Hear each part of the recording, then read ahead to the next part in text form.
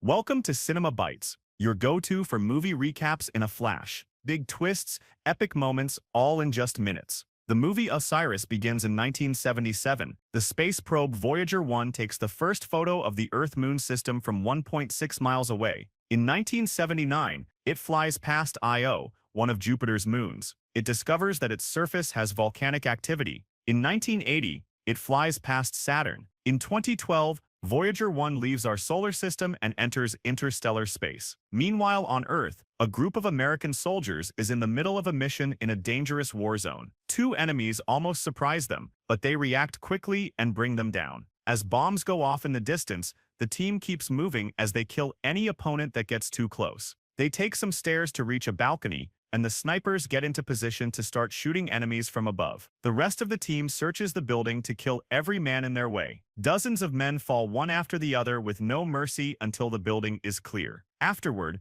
the team takes the street again and sees jets fly above town as they continue to kill enemies. Unfortunately, when they turn around the corner, they find a full squad of foes already waiting. The group rushes to take over and joins the shootout, but no matter how many men they bring down, the squad is too big for them to have any chance at winning. They decide to retreat. However, as they start moving back, a soldier gets shot and Rhodey has to pick him up. Nobody stops shooting as they run, taking cover in any spot they can find while killing more and more men. Rhodey wants to take care of his friend's wound, but he has to keep shooting to protect himself. By the time he checks on the wound again, the soldier is dead. Another enemy squad is coming and the team is cornered at the end of the street, so they use the radio to try to request help. Suddenly, the area goes dark and a red light appears among thick clouds in the sky. Both teams stare in shock as the light reveals a mysterious machine that shoots a beam, killing the entire enemy squad with just one move. Then the light turns white and charges for a few seconds before emitting a great amount of voltage.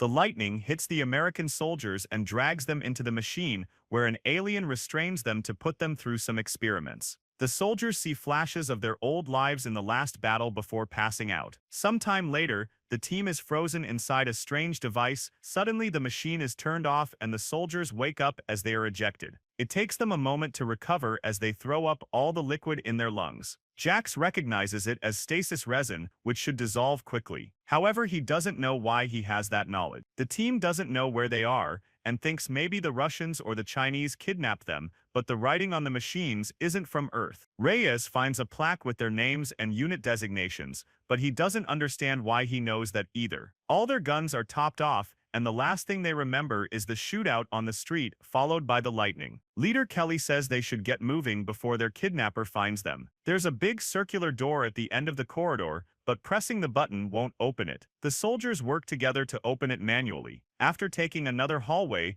they find a second door that has been warped off its track. Rhodey notices a vent hatch on the wall and sends Reyes to investigate. With a light in his mouth, Reyes crawls through the vent and finds multiple routes, so he takes the only way that has any light left. Eventually, he finds another hatch and comes out on the other side of the bent door. After he informs the team, they also enter the vent to join him. A closer look at the door from this side shows some nasty burns and impact marks, as if someone was trying really hard to get in there. It seems the place is like a maze, and Nash thinks they're in a secret underwater prison. Suddenly, they hear some strange noises, so they move ahead to keep investigating. In the next corridor, they find a trail of blood on the floor. There's also a clamp on the wall that indicates a power failure. This means the place must be dying, which explains why the machine was turned off and released them. The next room has lots of fog on the floor. A drop of blood lands on Reyes' face, and when he looks up he discovers a bunch of bodies hanging from their feet with no heads. Kelly takes Gibbs and Reyes to the following room, where another mutilated body hangs above a strange table. There's also a handcuffed woman named Ravi, who wakes up and talks in another language. The soldiers pull a lever to free her.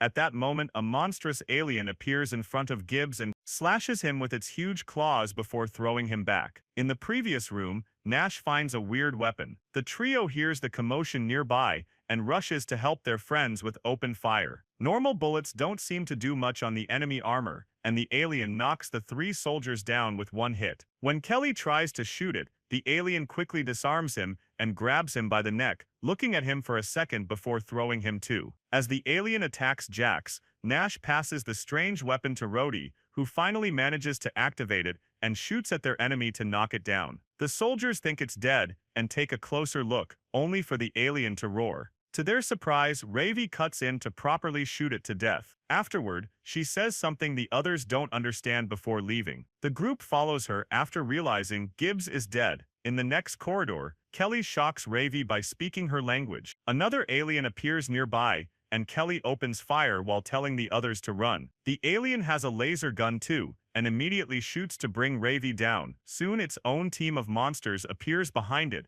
and also opens fire. The men help Ravi and run as fast as possible. A chase ensues with both sides constantly shooting as they move. The soldiers manage to take cover in the next corridor, and when Ravi sees an opening, she pulls a lever to close the door. Kelly puts a knife between the door and the wall to jam it, and tells Jax to go with Ravi to find a way out. The aliens start pounding on the door, and the soldiers back off, knowing it won't hold for long. Jax and Ravi find a hole full of cables and climb through it until they reach a vent. Reyes tells the others to follow the duo and stays behind as a distraction. When the door finally opens, Reyes shoots at the first alien to knock it down, causing the door to close again. However, all the monsters manage to break through and come for him, so Reyes runs to the hole too. When he reaches the vent, an alien grabs his leg and pulls him back out. A second monster peeks inside and Rhodey immediately blows its head up. The team eventually finds an exit and pushes some metal beams to enter a room. After hearing that Reyes is dead, Nash freaks out as he yells about meeting aliens. Kelly calms him down before asking Rhodey why he knows how to use the laser gun, but Rhodey doesn't remember. Jax tries to take care of Ravi's wound, however she swears she's fine. Her words are translated by Kelly, who doesn't know why he understands Russian. He tries asking her questions,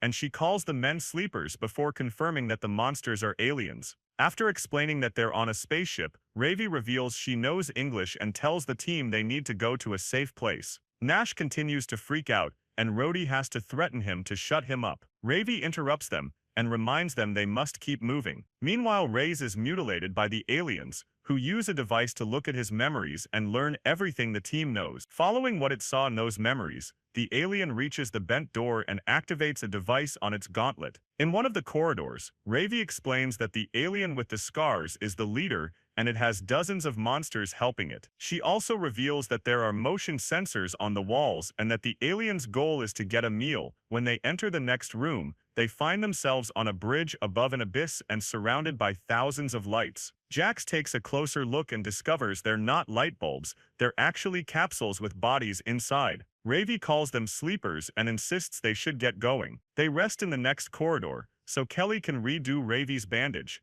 They chat about their lives before the war, and Kelly shares that he's a divorced father. Nash starts to wonder if the creatures are demons instead of aliens, and they're going through the biblical rapture. Minutes later, the team finds a hangar full of containers. Ravi explains that they contain all the items that the aliens stole from Earth. Rhodey thinks it's strange. The aliens haven't attacked and theorizes they're moving ahead to box them in. Kelly agrees and announces they'll fight, ignoring Ravi when she says it's a bad idea. Jax volunteers to be the bait and goes to the hallway, where he starts singing. The aliens follow his voice to find him, and Jax quickly opens fire. After a few shots to keep their attention, he starts to run, so the aliens chase after him as they keep firing their laser guns. Jax occasionally turns around to fire back, not causing much damage, but still keeping them angry. Eventually, Jax reaches the hangar, where he keeps taunting the aliens into following him. When the creatures reach a dead end, Nash shoots one in the head from his sniper spot. Then the rest of the team surrounds the enemies and opens fire, killing them all one by one.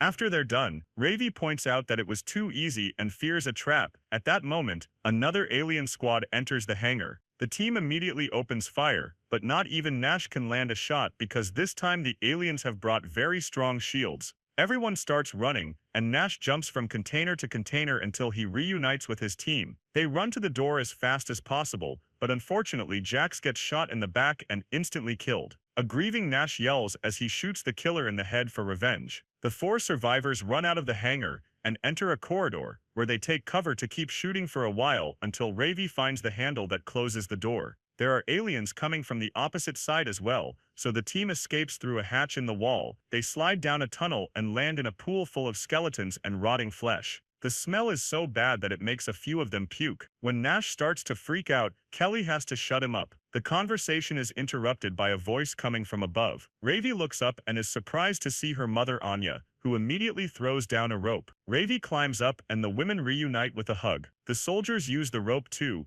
and Kelly notices Anya's uniform, which indicates she's a Russian soldier. Anya guides the group through the corridors, always making sure to avoid the sensors on the walls. She takes them to a hatch on the floor, and they go down to the basement, where Anya locks the door. All the walls have been decorated with art. Kelly shares how his team woke up, and Anya explains it was a trophy room. They only managed to escape thanks to the machine malfunctioning. She has lost track of time since she was kidnapped, but she thinks she has been here for about 20 or 30 years. The soldiers realize that Ravi was born on the ship. Then Anya reveals that there was an invasion. It turns out that Voyager 1 had a map to invite friendly aliens to Earth, but these evil creatures found it and used it to invade. First, they kidnapped the world's greatest military strategists and connected their devices to human minds to gather intelligence, which means the soldiers were frozen in the machine for decades too. All those strange nightmares they experienced were war games created by the aliens to study how humanity fought, which allowed them to crush Earth in just a matter of weeks. The mind connection worked both ways,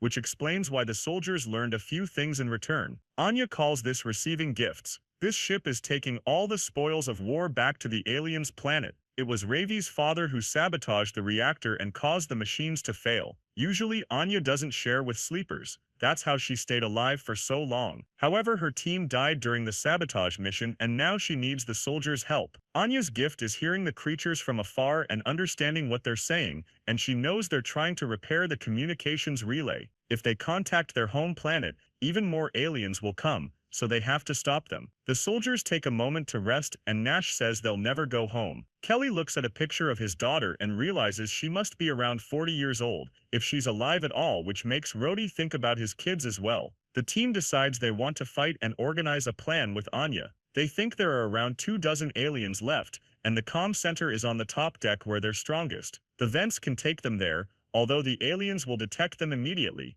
Luckily, Anya has a bunch of explosives they can use. The group crawls through the vents to reach the top deck. Rhodey and Kelly agree to keep the aliens distracted while Nash and the women set up the explosives. Anya also gives Kelly a stolen gauntlet that will allow him to use a shield. The group splits and Nash's team soon makes it to the main room, where they watch the alien guards from a balcony. In the corridor, Kelly and Rhodey find a sensor covered in blood, so they look for a second one. Soon an alien receives the alert on its gauntlet. Kelly even shoots at the sensor to taunt the enemy. The guards in the main room are called away, so Nash's team can finally come out. While he keeps watch, the women install the explosives. Kelly and Rhodey hide when they hear the guards coming and wait for the right moment to shoot them both from behind. Backup quickly arrives and opens fire, so Kelly activates the shield, which allows him and Rhodey to keep fighting. An alien grabs one of its teammates to protect itself and pushes ahead, forcing the men to run away. They hide in a different corridor, and the shootout continues. However, one of the aliens detects something on its gauntlet and sends half its team in a different direction.